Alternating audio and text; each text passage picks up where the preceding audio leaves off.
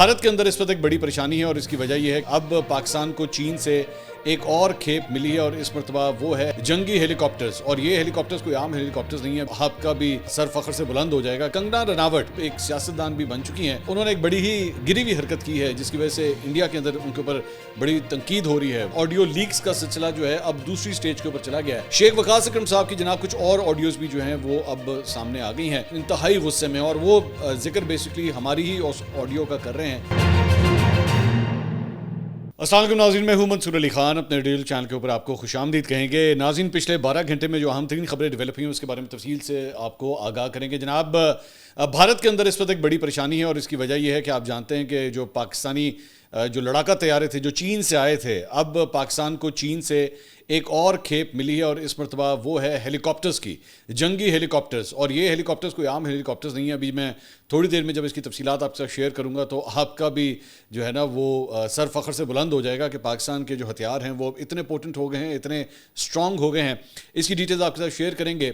اور اس کے ساتھ ساتھ کنگنا رناوٹ جو اب ایک سیاستدان بھی بن چکی ہیں, تو انہوں نے ایک بڑی ہی گری ہوئی حرکت کی ہے جس کی وجہ سے انڈیا کے اندر ان کے اوپر بڑی تنقید ہو رہی ہے. وہ خبر بھی تھوڑی دیر میں جو ہے وہ آپ کے ساتھ شیئر کرتے ہیں. اینڈ تک اس ویڈیو کو دیکھیے, چینل کو سبسکرائب کرنا مت بھولیے, بیل آئیکن پریس کیجیے. اگر آپ کو ویڈیو پسند آئے اسے لائک اور شیئر ضرور کیجیے گا. سب سے پہلے ذرا پاکستانی سیاست کے حوالے سے جناب بات کریں گے. ہم نے کل جناب ایک آڈیو ریلیز کی تھی اور وہ آڈیو جو ہے وہ شیخ وقاص اکرم صاحب کی آڈیو تھی جو انہوں نے عالیہ حمزہ صاحبہ کو بھیجی ہوئی تھی. اب جیسے ہی ہماری یہ آڈیو آئی, ہم نے ایکسکلوسیولی سب سے پہلے اسے ریلیز کیا. اس کے بعد پاکستان تحریک انصاف کے اندر جو ہے وہ ایک بھوچال آ گیا کل رات کو, اور مطلب مختلف رہنماؤں نے ایک دوسرے کو فون کر کے جو ہے وہ ہمارا یہ ویلاگ شیئر کیا اور انہوں نے کہا کہ جناب منصور علی خان کے ہاتھ میں جو ہے وہ یہ آڈیو کس طرح لگ گئی ہے. اور معاملہ جو ہے وہ کافی گرم ہو گیا اور یہ تحقیقات جو ہے وہ شروع کی گئی کہ جناب آخر یہ آڈیو جو ہے یہ منصور تک پہنچی کس طرح ہے. لیکن کہانی یہاں ختم نہیں ہوتی. آڈیو لیکس کا سلسلہ جو ہے اب دوسری سٹیج کے اوپر چلا گیا ہے. شیخ وقاص اکرم صاحب کی جناب کچھ اور آڈیوز بھی جو ہیں وہ اب سامنے آ گئی ہیں اور اس کے اندر انتہائی غصے میں, اور وہ ذکر بیسکلی ہماری ہی اس آڈیو کا کر رہے ہیں کہ یہ آڈیو جو ہے وہ باہر کیوں آئی اور کس طرح آئی. اس مرتبہ ان آڈیوز کے اندر یہ مختلف بیسکلی آڈیو میسیجز ہیں جن کو کمبائن کر کے میں آپ کے ساتھ شیئر کرتا ہوں. اس کے اندر انہوں نے کیا زبان استعمال کی, کتنی تلخی ہے, کتنا غصہ ہے, کتنی ناراضی ہے, وہ آپ شیخ وقاص اکرم صاحب کی اس گفتگو سے خود ہی اندازہ لگا لیجیے. آپ نے میری گفتگو, میرا جو آپ کو میسج تھا اس کو سیاق و سباق کے بغیر آپ نے میڈیا کو فیڈ کیا ہے. دس از آؤٹریجس. آپ اس قسم کی خاتون ہے کہ جو آپ سے بات کی جائے وہ آپ میڈیا کو آگے فیڈ کر دیں. آپ نے ان کو بتایا کہ یہ بات میں نے کس بات کے جواب میں دی, اور کیا آپ نے ان کو بتایا کہ وہ میٹنگ ہو رہی ہے کیا اسے کہتے ہیں اس کی سی سی کی, اور سی سی میں کیا فیصلہ ہوا بتایا آپ نے ان کو. دس از آؤٹریجس کہ آپ لوگوں کو جو میسج کیے جائیں, آپ لوگ اتنے میڈیا ہنگری ہیں, اتنی آپ کو وہ چاہیے, اٹینشن چاہیے, اتنا رونا دھونا مچایا ہوا ہے کہ آپ میرے میسج لیک کر رہے ہیں میڈیا کو. اور میسج میں ان کو اصل بات بتاؤں, اصل بات کیا تھی جو اس سے پہلے ہوئی تھی یا اس سے بعد میں ہوئی تھی. وہ یہی تھی کہ آپ کو یہ بتایا گیا تھا کہ لوگ اعتراض کرتے ہیں کہ MNAs MPAs نہیں ہوتے اور ورکر ہوتا ہے, تو فرسٹ ٹائم ایٹ لیسٹ صرف MNAs MPAs کو آن گراؤنڈ ہونا چاہیے. اور پھر اس میسج کے بعد سی سی میٹنگ ہوئی جہاں آپ کی ریکویسٹ کے اوپر چیف منسٹر کو ہم نے کہا کہ وہ واپس جائیں گے جی ٹی روڈ سے. آج آپ نے یہ حرکت کی اور بڑی بری حرکت کی آپ نے. اتنی بندوں کو خواہشیں ہوتی ہیں کہ میڈیا میں اٹھائے اور ہمیں یہ بنائے. سر میڈیا کے اوپر عمران خان کو آپ نے باہر نکالنا ہے, ویلاگ میں سے عمران خان کو آپ نے باہر نکالنا ہے, سوشل میڈیا میں سے عمران خان کو باہر نکالنا ہے. This is how you become part of the party. مجھے کوئی فرق نہیں پڑتا کسی میسج کے لیک ہونے سے, but I am compelled now کہ اس کے سیاق و سباق اب سب کو بتائے جائیں گے کہ کیا ہوا, کس نے کیا کیا. تو یہ جناب آپ نے ان کی گفتگو سنی. اب یہی کہا جا رہا ہے کہ یہ بیسکلی شاید شیخ وقاص اکرم صاحب کے وہ آڈیو میسیجز ہیں جو انہوں نے عالیہ حمزہ صاحبہ کو اس آڈیو کی بات جو ہیں وہ بھیجے ہیں جو ہم نے ایکچولی ریلیز کیا تھا. اب 2-4 پوائنٹس ہیں. پہلی بات تو یہ کہ سب سے پہلی بات تو یہ کہ یہ والی جو آڈیو ابھی آپ نے سنی ہے یہ میں نے نہیں ریلیز کی, یہ پہلے ہی سوشل میڈیا کے اوپر آ چکی ہے. تو اس مرتبہ اس کا قصوروار یا کریڈٹ مجھے دینے کی کوئی ضرورت نہیں ہے. میں نے صرف وہ ایک آڈیو جو ہے وہ میں نے پہلے ریلیز کی تھی. دوسری بات یہ کہ اس ساری چیز کے بعد شیخ وقاص اکرم صاحب کی گفتگو سے یہ لگ رہا ہے جیسے وہ عالیہ حمزہ صاحبہ کو ڈائریکٹلی بلیم کر رہے ہیں کہ آپ نے یہ آڈیو جو ہے وہ مارکیٹ میں ریلیز کی ہے. میں نے اپنے ویلاگ کے اندر بڑا کیٹیگوریکلی یہ بات بتائی تھی کہ جناب جو پولیٹیکل کمیٹی ہے وہاں سے یہ آڈیو میرے تک پہنچی ہے. میں نے کسی کا نام نہیں لیا, کسی شخصیت کا نام نہیں لیا, لیکن شیخ وقاص اکرم صاحب غالباً یہی سمجھتے ہیں کہ عالیہ حمزہ صاحبہ نے شاید یہ آڈیو جو ہے وہ نکالی ہوگی. تیسری بات یہ کہ اس غصے سے جو ہے, اور یہ جو ساری گفتگو آپ نے سنی ہے, اس سے کلیئر کٹ یہ پتہ لگتا ہے کہ پاکستان تحریک انصاف کی لیڈرشپ کے اندر جو ہے وہ کتنی کس حد تک ناراضگی ہے کہ یہ آپس میں شاید ڈائریکٹلی فون پہ بات بھی نہیں کر پا رہے. کیونکہ اگر آپ آڈیو میسیجز بھیج رہے ہیں اس کا مطلب ہے کہ آپس میں کوئی فون پہ رابطہ نہیں ہو پا رہا, کوئی ملاقات نہیں ہو پا رہی. جبکہ ایک سیاسی جماعت کے اندر جو ماحول ہے وہ تو اس طرح کا ہونا چاہیے کہ اگر کوئی پرابلمٹک سچویشن ارائز ہو تو آپ آپس میں بیٹھ کے اس معاملے کو جو ہے وہ ریزالو کریں. آپ سیکرٹری اطلاعات ہیں پاکستان تحریک انصاف کے, عالیہ حمزہ صاحبہ پاکستان تحریک انصاف پنجاب کی چیف آرگنائزر ہیں, تو I think this is one phone call away, that's it, اور آپس میں بیٹھ کے جو بھی اس چیزوں کو ریزالو کیا جا سکتا ہے.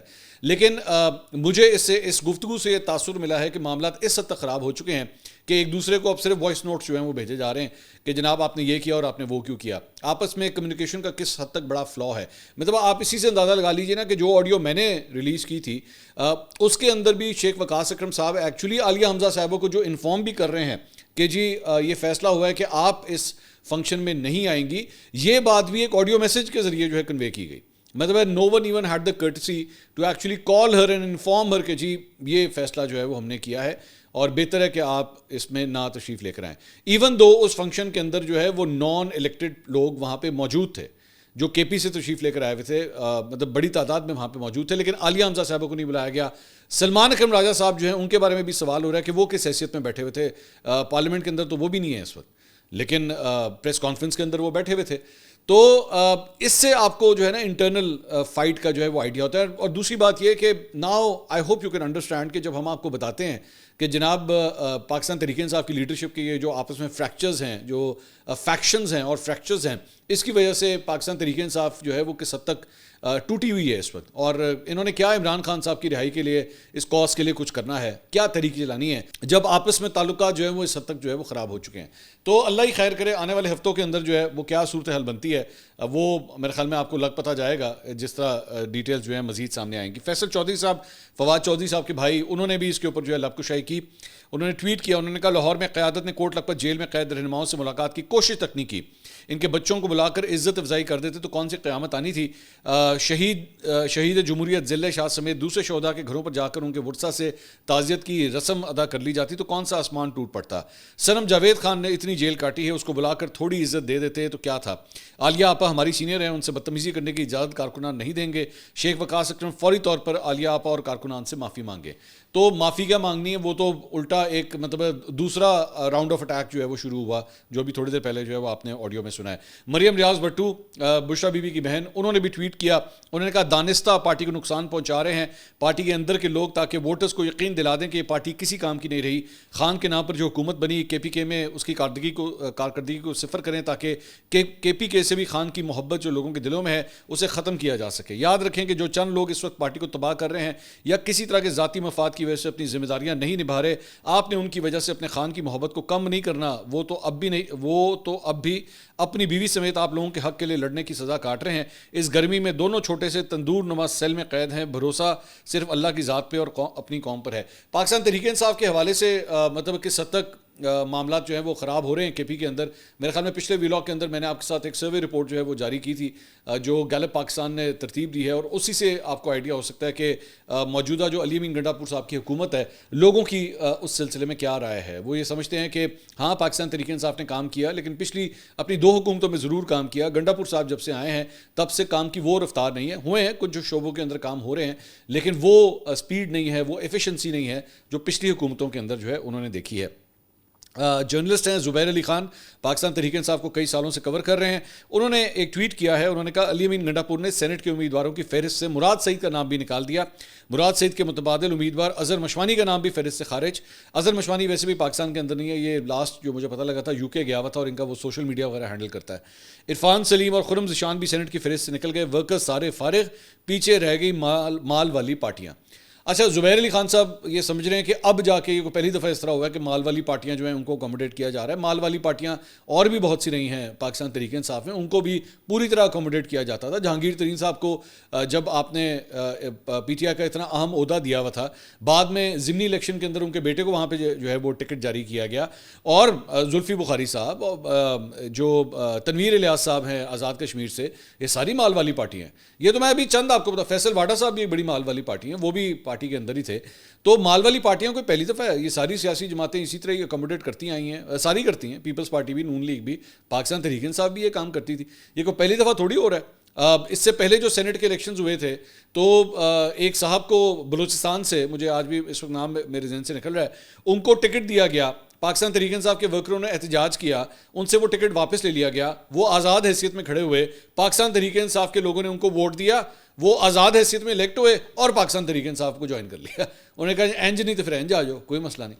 تو لوگوں کو اکوموڈیٹ کرنے کا سلسلہ کوئی نیا تو نہیں ہے. میں اسی لیے میں کیوں کہتا ہوں کہ ان لوگوں سے کیا امید رکھنی, یہ بھی وہی ٹریڈیشنل پالیٹکس کرتے ہیں جو باقی سارے جماعتیں جو ہیں پالیٹکس کرتی آئی ہیں. There is nothing extraordinary about it. اور میں آج بھی یہ بات کہتا ہوں کہ اسٹیبلشمنٹ کے حوالے سے بھی یہ جو اپنے آپ کو بڑا اینٹی اسٹیبلشمنٹ قرار دیتے ہیں, کیا اینٹی اسٹیبلشمنٹ ہے آج؟ مطلب علی امین گنڈا پور صاحب یا کے پی کی گورنمنٹ کے حوالے سے کیا رائے ہے کہ جناب اس کا اسٹیئرنگ عمران خان صاحب کے ہاتھ میں نہیں ہے, وہ وہاں سے آپریٹ ہی نہیں ہو رہا, کے پی کی گورنمنٹ وہاں سے آپریٹ نہیں ہو رہی. سو کیا ان لوگوں سے آپ نے سمجھنا ہے. میں اسی لیے کہتا ہوں کہ ان لوگوں کی خاطر جو ہے وہ لوگوں سے لڑ لڑا کے یا ان سیاسی جماعتوں کی وجہ سے, ان کے اپنے مفادات ہوتے ہیں, یہ اپنے طریقے سے یہ پیسے والوں کو ٹکٹیں بھی دیں گے, یہ ان کو ہر طرح اکوموڈیٹ بھی کریں گے. تو اس لیے ان لوگوں کے لیے جو ہے نا وہ اس حد تک جانے کی ضرورت نہیں ہے.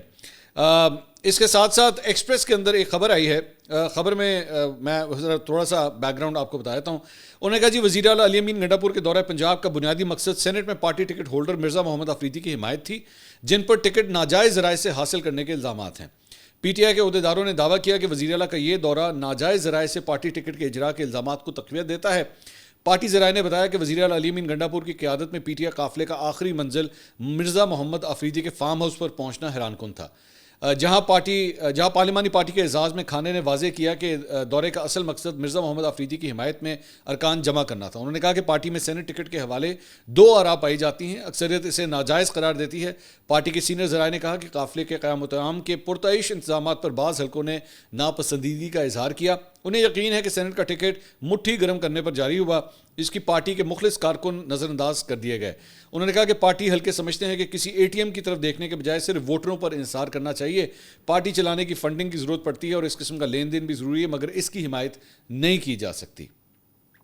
اچھا جی, اس کے علاوہ ایک اور بڑی انٹرسٹنگ, کیونکہ ہم کے پی کے حوالے سے بات کر رہے ہیں, سہیل وڑائچ صاحب نے ایک کالم لکھا ہے مونچھوں والا بندر. اب یہ کس کو ایڈریس کر رہے ہیں یہ میں آپ کے اوپر چھوڑتا ہوں, آپ اس کا گیس ورک جو ہے وہ خود ہی کریں. لیکن میں ذرا اس کے چند پیراگرافس, 3 پیراگرافس میں آپ کے ساتھ شیئر کرنا چاہوں گا. کہتے ہیں جی ایک نٹ کھٹ سا مونچھوں والا بندر بہت متحرک تھا, کبھی جنگل کے اندر گم ہو جاتا, کبھی سڑک پر آ جاتا, کبھی زور زور سے ہاتھ ہلاتا, ایسا لگتا ہے کہ وہ تقریر کر کے الٹیمیٹم دے رہا ہے, پھر وہ اچانک گھنے جنگل میں غائب ہو جاتا, دیر تک اس کی آواز نہ آتی, شاید جنگل کے پوشیدہ علاقے میں کسی بڑے سے مشورہ اور ملاقات کرتا, پھر باہر آتا. یوں لگتا ہے کہ عہد حاضر کا یہ بندر ادھر بھی اور ادھر بھی یعنی دونوں طرف بنا کر رکھنا چاہتا ہے. وہ بھائی بندوں کو چھوڑنا بھی نہیں چاہتا, مگر بھائی بندوں کے شاہی خاندان سے تنگ بھی بہت ہے. اس جذباتی بندر کا دل چیرا جائے تو اس میں محبت, ہمدردی اور وفاداری کوٹ کوٹ کر بھری ہوئی ہے. کوئی مانے نہ مانے, اس نے بڑی سے بڑی محفلوں میں, مشکل سے مشکل وقت میں اور عہدے میں بڑے سے بڑے شخص کے سامنے وہ مقدمہ پیش کیا جو کوئی سننا بھی نہیں چاہتا. اس نے بار بار کہا کہ میرے بادشاہ کو کچھ کرو, مگر کوئی سننے ہی کو تیار نہیں, بلکہ ہر بار اسے ڈانٹ پڑتی ہے. مگر بادشاہ کو الٹا اسی پر شک ہے. بادشاہ سوچتا ہے کہ نہ میری کوئی سفارش کرتا ہے, نہ کوئی میری بات کرتا ہے, نہ کوئی دباؤ ڈالتا ہے, نہ کوئی باہر نکلتا ہے اور نہ کوئی میرا وفادار ہے, سب مجھے آؤٹ کرنے کی کوششوں میں ہیں. مگر یہ مقرر بندر ان سب سے الگ ہے. وہ تقریر کے فن سے آشنا ہے, اداکاری میں اس کا کوئی ثانی نہیں. وہ انسان تو کیا گھوڑے کی سواری بھی کر لیتا ہے. رونے کا موقع آئے تو اس سے بہتر کوئی رو نہیں سکتا. تفریح کا موقع آ جائے تو کوئی اس سے زیادہ اچھا رقص نہیں کر سکتا. وہ بھی شہد کا شوقین ہے. بادشاہ کو ایسا وزیر مل ہی نہیں سکتا. با تدبیر, با صلاحیت اور با کمال. مقرر بھائی بند ان دنوں حاسدین سے بہت تنگ ہیں. اس کی ہر جگہ ٹانگیں کھینچی جاتی ہیں, شکایتیں کی جاتی ہیں, کبھی اسے کہیں جھونکا جاتا ہے اور کبھی کہیں. وہ بھی ہر جگہ فٹ آ جاتا ہے. تو یہ مونچھوں والا بندر کون ہے یہ میں آپ ہی کے اوپر چھوڑتا ہوں, یہ کس کی بات ہو رہی ہے. اس کے علاوہ جناب ایک اور جو لڑائی چل رہی ہے وہ ہے مخصوص نشستوں کے حوالے سے. ایک تو مخصوص نشستوں کا فیصلہ سپریم کورٹ کی طرف سے آ ہی گیا تھا, لیکن اس کے بعد جو اس کی بندر بانٹ ہے اس کے اوپر بھی لڑائی ہوئی ہے, اور وہ ہے جے یو ایف اے اور مسلم لیگ نون کے درمیان. مسلم لیگ نون جو ہے اس سلسلے میں پشاور ہائی کورٹ گئی تھی اور وہاں جا کے انہوں نے چیلنج کیا تھا کہ جناب ہماری بھی جو ہیں سیٹیں 9 ہیں اور جے یو ایف ای کی بھی سیٹیں جو ہیں وہ 9 ہیں. تو انہوں نے کہا تھا کہ جی ہماری سیٹیں بھی جو ہیں وہ جتنی اتنی جے یو ایف اے کی ہیں, تو ان کو مخصوص نشستیں جو ہیں وہ 10 دی گئی ہیں اور ہمیں 8 دی گئی ہیں. یہ کیا بات ہوئی جبکہ ہم دونوں کی سیٹیں برابر ہیں. تو اس سلسلے میں الیکشن کمیشن کے اندر اس معاملے کی جو ہے وہ سماعت ہوئی اور یہ کہا گیا وہاں پہ کہ جناب ان کو بھی 9 دی جائے اور ہمیں بھی 9 دی جائے, یعنی ان کی ایک کم کی جائے اور ہماری جو ہے وہ ایک بڑھائی جائے. تو اس کے اوپر جو ہے وہ جو جے یو ایف اے کے وکیل ہیں کامران مرتضیٰ صاحب, انہوں نے وہاں پہ دلائل دیے جے یو ایف اے کی طرف سے. انہوں نے کہا کہ 16 فروری تک اگر طارق اعوان کا نوٹیفیکیشن ہو جاتا تو وہ بھی شامل ہو جاتے. طارق اعوان صاحب آزاد جیتے تھے, بعد میں مسلم لیگ نون میں جو ہے وہ شامل ہوئے تھے. تو ایک سیٹ کی خاطر پورے ملک میں مخصوص نشستوں کا معاملہ دوبارہ کھڑا ہو جائے گا اور پورے ملک کی مخصوص نشستوں کے نوٹیفیکیشن جو ہیں وہ واپس ہو سکتے ہیں. تو الیکشن کمیشن نے اس کے اوپر اپنا فیصلہ محفوظ کر لیا ہے. اب دیکھتے ہیں کہ جو آلریڈی فارمولا وہ بنا چکے ہیں اسی کے مطابق یہ ڈویژن ہوگی یا فارمولے کو جو ہے وہ تبدیل کیا جائے گا. اس کے ساتھ ساتھ ایک اور جو خبر ہے ذرا تھوڑا اکانومی کے حوالے سے بتا دوں, پھر میں جو پاکستان کی دفاعی جو صلاحیت ہے اس کے اندر جو ایک بڑا ایک کمال آیا ہے وہ میں آپ کے ساتھ شیئر کرتا ہوں. عالمی مارکیٹ میں جناب جو خام تیل ہے, آئل پرائسز ہیں, اس میں اضافے کا رجحان جو ہے وہ برقرار ہے. رپورٹ کے مطابق مٹی کا تیل اور لائٹ ڈیزل جو ہے وہ ₹3.74 سستا کرنے کی تجویز ہے. پیٹرولیم مصنوعات کی قیمتوں میں رد و بدل کی ورکنگ جو ہے وہ کی گئی ہے. ایکسپریس یہ رپورٹ کر رہا ہے کہ ان کے ذرائع بتاتے ہیں کہ وزیر اعظم کی منظوری کے بعد پیٹرولیم مصنوعات کی قیمتوں میں کمی بیشی کا اعلان کیا جائے گا. پیٹرول ₹6.60 جبکہ ہائی اسپیڈ ڈیزل ₹5.27 فی لیٹر جو ہے مہنگا ہو سکتا ہے. لیکن میں دوبارہ آپ سے یہی بات کر رہا ہوں کہ آخری وقت تک کوئی کنفرمیشن نہیں ہوتی اس کا, جب تک اعلان نہ کیا جائے اس کو پنچ آف سالٹ کے ساتھ ہی ایکسیپٹ کیجیے گا. اس کے علاوہ پاکستان سٹاک مارکیٹ جو ہے وہ جناب آج اس نے بڑا زبردست اس نے پرفارم کیا, اور آج کیس جو پی ایس ایکس ہے اس کا اختتام جو ہے وہ 2202 پوائنٹس کے اضافے کے ساتھ 1,36,502 پوائنٹس کے اوپر ہوا ہے. اور اس کے بارے میں جو ہے وہ یہ کہا جا رہا ہے کہ معاشی فرنٹ پر مثبت اشاریے جو ہے مارکیٹ میں اضافے کا سبب بن رہے ہیں. ہم نے کل آپ کے ساتھ آج صبح جو ویلاگ جو شیئر کیا تھا اس میں ہم نے آپ کو بتایا تھا کہ آئی ایم ایف کے جو یہاں پہ کنٹری ریپرزینٹیو ہیں انہوں نے کہا ہے کہ جی پاکستان جو ہے وہ بڑے اچھے طریقے سے آئی ایم ایف کے اس پورے پروسیس کو جو ہے وہ فالو کر رہا ہے اور معاشی اشاریے جو ہیں وہ بہتر ہو رہے ہیں. تو یہ پازیٹیوٹی بھی جو ہے وہ اسٹاک مارکیٹ نے نوٹ کی ہے. اس کے ساتھ ساتھ اسٹیٹ بینک آف پاکستان کی جانب سے آئندہ ہونے والی مانیٹری پالیسی اجلاس کے اندر بھی یہ ایکسپیکٹ کیا جا رہا ہے کہ انٹرسٹ ریٹس جو ہیں وہ شاید کم ہو سکتے ہیں اور اس کی وجہ سے بھی مالی نتائج ہو سکتا ہے لسٹڈ کمپنیز کے جو ہیں وہ بہتر ہیں. اچھا جی, اب آ جائیں جناب وہ جو بڑی خبر ہے جو میں آپ کے شیئر کرنا چاہ رہا تھا. یہ جناب بیسکلی اٹیک ہیلی کاپٹرز ہیں چائنا سے بنے ہوئے اور ان کا ماڈل نمبر ہے Z10ME. یہ بیسکلی مڈ ویٹ ہیلی کاپٹرز ہوتے ہیں اور ہتھیاروں سے لیٹسٹ ہتھیاروں سے جو ہے وہ لیس ہیں. کچھ اندازے کے مطابق نمبر آف ہیلی کاپٹرز 35, کچھ اندازوں کے مطابق 40 ہیں, لیکن ہماری اطلاعات کے مطابق اس کی کھیپ جو ہے وہ پاکستان پہنچنا شروع ہو چکی ہے اور آنے والے مہینوں کے اندر جو ہے یہ مزید بھی جو ہے وہ ان کی کھیپ یہاں پہ آتی رہے گی. پاکستان, یہ تھوڑا سا میں اس کا بیک گراؤنڈ آپ کو میں بتا دوں کہ 2003 میں چائنا میں یہ ہیلی کاپٹر جو ہے وہ ڈیزائن ہوا تھا. 2009 کے اندر اس ہیلی کاپٹر کو جو ہے وہ باقاعدہ طور پہ چائنیز آرمی کے لیے جو ہے وہ استعمال کیا گیا تھا. 2015 کے اندر 3 ہیلی کاپٹرز جو ہے وہ پاکستان آئے تھے اور ان ہیلی کاپٹرز کو ٹرائل بیسس کے اوپر جو ہے وہ پاکستان بھیجا گیا تھا. لیکن پاکستان کی جو افواج تھیں ان کی جانب سے چند ماڈیفکیشنز کی ریکویسٹ کی گئی تھی اور یہ کہا گیا تھا کہ جناب اس کے انجنز کے حوالے سے اور کچھ ٹیکنیکل جو ہے وہ ماڈیفکیشنز جو ہیں وہ ضروری ہیں. اور اس کے بعد چائنا نے جو ہے وہ ان ہیلی کاپٹرز کو اپ گریڈ کیا تھا اور اپ گریڈ کرنے کے بعد اس کے بعد پاکستان نے باقاعدہ طور پہ اس کا آرڈر دیا اور اب جو ہے وہ ہیلی کاپٹرز پاکستان پہنچنا شروع ہو چکے ہیں. اس سے پہلے یہ جو ہیلی کاپٹر ہے جو پاکستان کو یہ ملے ہیں امریکن اپاچی ہیلی کاپٹر جو ہے اس کے مقابلے کا ہیلی کاپٹر اس سے کنسیڈر کیا جاتا ہے. اپاچی ہیلی کاپٹر جو ہے وہ امریکہ عراق میں بھی یوز کر چکا ہے, افغانستان میں بھی یوز کر چکا ہے اور یہ بالکل اسی کے توڑ کا جو ہے نا, جس طرح F-16 اور J-10C جو ہے وہ اس کے بارے میں کہا جاتا ہے, تو اس کے بارے میں بھی جو یہ کہا جا رہا ہے کہ اپاچی ہیلی کاپٹر جو ہے یہ اس کا جو ہے وہ مقابلہ کرتا ہے. پاکستان کے پاس جو آلریڈی ہیلی کاپٹرز ہیں وہ کوبرا ہیلی کاپٹرز پہلے کے موجود ہیں, لیکن یہ کافی پرانے ہو چکے ہیں, آؤٹ ڈیٹڈ ہو چکے ہیں, اور پاکستان نے پہلے یہ پلان کیا تھا کہ ان کو جو ہے آہستہ آہستہ ہم نے ریپلیس کرنا ہے. لیکن اب یہ بتایا جا رہا ہے کہ جب ان کو ریپلیسمنٹ ان کی ہوگی تو بارڈر ایریاز کے آس پاس, خاص طور پہ آپ کے جو ساؤتھ کے اندر جو ایریاز ہیں, یہ اینٹی ٹینک ان کے اندر کیپیبلٹیز ہوتی ہے, ٹینکس کو جو ہے وہ یہ ہٹ کر سکتے ہیں. اس کے ساتھ ساتھ ان کے اندر یہ کیپیبلٹیز بھی ہوتی ہیں کہ یہ جہازوں کے اوپر, بحری جہازوں کے اوپر جو ہے یہ لینڈ بھی کر سکتے ہیں. ریفیولنگ پرپسز کے لیے بھی جو ہے ان کو استعمال کیا جا سکتا ہے. تو وہ جو کوبرا ہیلی کاپٹرز ہیں ان کو آہستہ آہستہ سروس میں سے جو ہے وہ نکالا جائے گا, اور ان کو کاؤنٹر ٹیررزم کی جو ایکٹیویٹیز ہیں, جو آپریشنز ہیں جو پاکستان کرتا ہے, چاہے بلوچستان کے اندر ہو یا کے پی کے اندر ہو, کوبرا ہیلی کاپٹرز کو جو ہے وہ اس طرف شفٹ کیا جائے گا. اور یہ جو Z10 جو ہیلی کاپٹرز پاکستان کو ملنا شروع ہوئے ہیں, اس کے بارے میں بتایا جاتا ہے کہ ان کی زیادہ سے زیادہ رفتار جو ہے وہ 300 کلومیٹر فی گھنٹہ ہے, اور ان کی جو فلائنگ آرز ہیں, جو ڈسٹنس ہے وہ تقریباً 800 سے 1120 کلومیٹر تک جو ہے وہ یہ ٹریول کر سکتا ہے. 6 ٹن تقریباً اس کا ویٹ ہوتا ہے, اور اس کے اندر جو ہے وہ کیمراز وغیرہ اور جو میزائل سسٹمز ہیں وہ مطلب اسٹیٹ آف دا آرٹ جو ہے وہ اس کے اندر لگے ہوئے ہیں. چائنا خود بھی جو ہے انہی ہیلی کاپٹرز کا استعمال جو ہے وہ خاص طور پہ جو انڈیا اور چائنا کا جو بارڈر ہے اس کی سیکیورٹی کے لیے بھی جو ہے ان ہیلی کاپٹرز کا وہاں پہ وہ استعمال کرتا ہے. تو پاکستان کو بھی اب یہ ہیلی کاپٹرز جو ہے وہ ملنا شروع ہو چکے ہیں. تو اس کا مطلب ہے کہ پاکستان کا بیسکلی جو آرسنل ہے وہ اب چائنیز سائڈ کی طرف جو ہے وہ زیادہ سے زیادہ اور بھی انکریز ہو رہا ہے. اس سے پہلے ہم نے آپ کو بتایا تھا کہ جس طرح جہاز ہیں, J-10Cs ہیں, JF-17 آلریڈی پاکستان اور چائنا کے اشتراک کے ساتھ وہ جہاز جو ہیں وہ آلریڈی, لڑاکا طیارے جو ہیں وہ آلریڈی بنائے جا رہے ہیں, اور اب ہیلی کاپٹرز کے اندر بھی جو ہے وہ یہ بات آ رہی ہے. سیٹلائٹس جو ہیں وہ بھی پاکستان اور چائنا کے اشتراک میں جو ہے وہ کافی زیادہ ڈیولپمنٹس اس معاملے میں بھی ہوئی ہیں.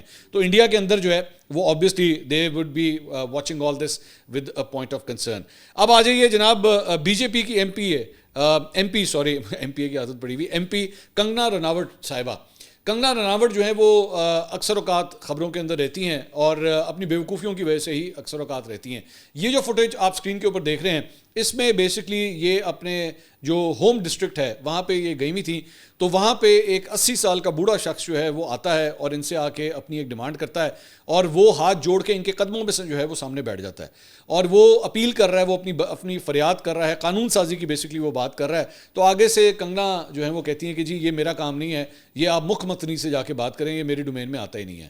تو کرٹیسزم ان کے اوپر اس بات کے اوپر ہو رہا ہے کہ آپ کو اتنی تمیز ہونی چاہیے کہ بے شک وہ آپ کے حلقے کا ووٹر ہے, بے شک وہ غریب انسان ہے, لیکن وہ اس کی عمر دیکھیے 80 سال ہے, اور کچھ نہیں تو آپ اس کو ایک کرسی ہی آفر کر دیتی کہ وہ کم از کم آپ کے سامنے بیٹھ کے جو ہے بات کر سکتا. وہ آپ کے پیروں کے اندر بیٹھا ہوا ہے, اس نے ہاتھ اپنے جوڑے میں, لیکن ان کو اتنی تمیز نہیں ہے کہ ایک 80 سال کے بزرگ کے ساتھ جو ہے وہ بات چیت کس طرح کرنی چاہیے. تو اس کے اوپر کنگنا رناوٹ کے اوپر اس وقت جو ہے وہ انڈیا کے اندر بڑی شدید کرٹیسزم جو ہے وہ ہو رہا ہے.